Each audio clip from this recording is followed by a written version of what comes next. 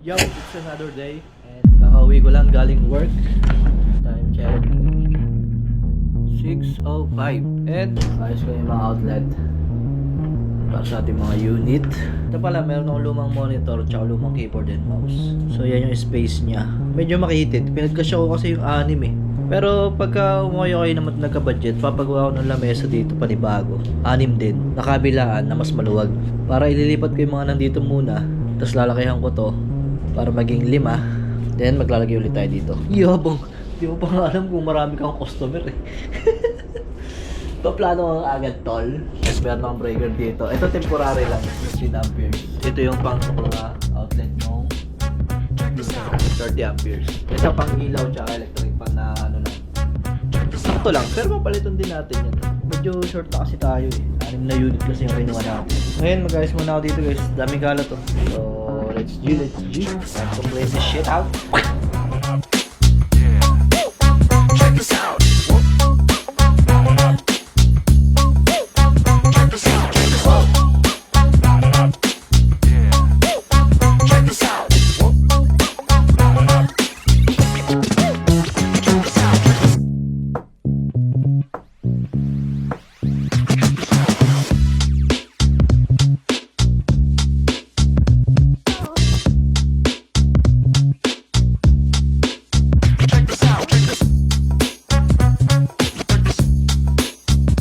Time check guys, it's 9:40 na.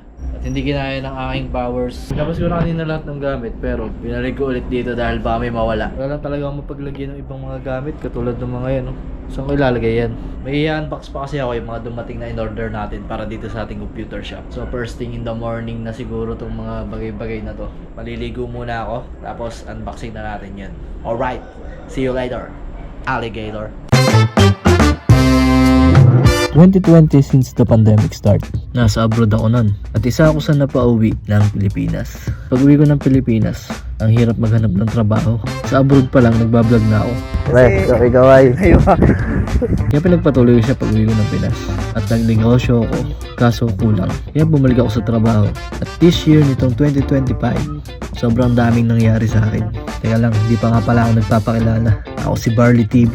Nagmahal, nasaktan, nagjack. Oops. Teka lang. Drama na naman. Balik tayo ng konti. Hi, ako si Barley TV.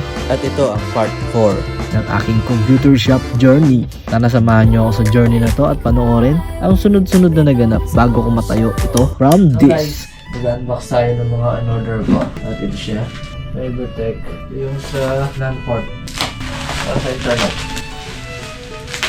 Maganda sa TP-Link talaga guys. Magandang quality sila. Ginasunod ko. Tsaka sobrang kapal ng bubble wrap. And this is a 16 port, 1GB, 1000 Mbps. Ayan siya.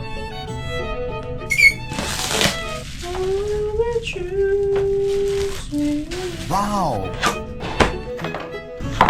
Tchau! Ito siya. Ito siya guys oh. So bali meron akong 6 na unit sa ngayon. Let's proceed to the another one dahil pag ganitong oras guys. Ayan o, ganyan oras ngayon o. Ito, yung headphone. Sabi sa akin, okay na yung quality nito, matibay. Tapos mura pa. Siyempre yung shop naman natin hindi naman siya VIP level na ano. So as usual, sa presyo niya, hindi mag-expect ng magandang balot. So assorted color. So ito yung pinapahingga ko ngayon. Testing ko ng sagad. Tapos paparinig ko sa inyo.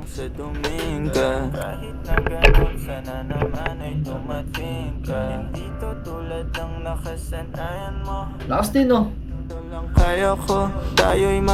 Next. Kitang ipaglaban kahit may kamahalan. Nagugutom na ako. Gusto ko nang magluto ng pansit canton. Lakas eh. Nagbunyuman din pala dito. Kasi hindi tumutunog yung isa. Ito isa. Sarap. Sumulatan. Next. Mga kaibigan mo naman. Wow! Next. Malamig na hanggang pakiramdam, tandaan na. My favorite color, black and red.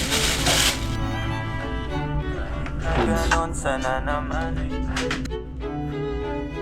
Saan? Isa lang. May problema isa. Nabla isa guys. Malas yung isa. Last one, ang CCTV. So may kasama siyang micro SD na Kingston. So yung nabili kong CCTV guys.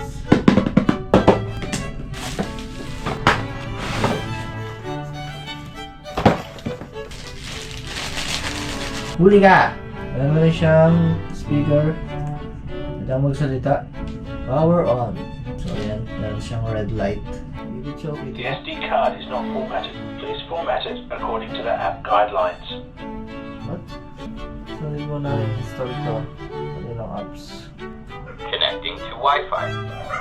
Wi-Fi connected. Hindi siya guys Alright, ang linaw. Nag-record din siya guys. Papakulo na ako ng tubig. Para sa aking pansit kartong.